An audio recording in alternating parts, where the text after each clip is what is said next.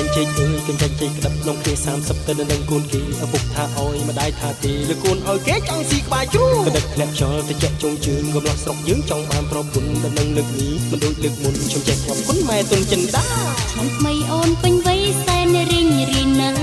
មេស្រឡឹងភ្លេចឡាបំណងពុនពងរកគូគប់វាសនាសង្ហាលើគេអចាស់អចាស់អចាអចាអចាស់អចាស់អចាអចាពេញវ័យដោយផ្ការីកសាយក្លិនគុនជា Hello Hello Hello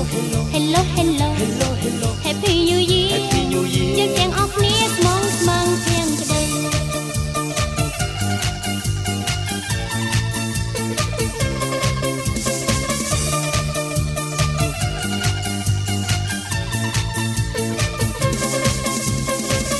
ចាញ់ជែកអើយចាញ់ជែកក្តាប់ក្នុងគ្នា30ទៅនឹងកូនគេឪពុកថាអោម្ដាយថាទេលើកូនអោយគេចង់ស៊ីក្បាលជ្រូកក្តាប់ធ្លាក់ចោលទៅចាក់ចុងជើងកំឡោះស្រុកយើងចង់បានប្រពន្ធទៅនឹងលើកនេះមិនដូចលើកមុនខ្ញុំចេះខំគុណម៉ែទុនចិនដាឆ្នាំថ្មីអូនពេញវ័យសែនរីងរីណា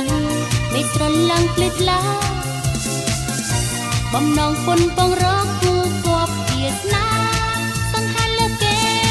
អចាស់អចាស់អចាអចាអចាស់អចាស់អចាអចាពេញវ័យដោយផ្ការីកសាយក្លិនគុនជា Hello Hello Hello Hello Hello Hello Hello Hello Happy New Year Happy New Year យើងទាំងអស់គ្នាស្មោះស្មងទាំងក្តី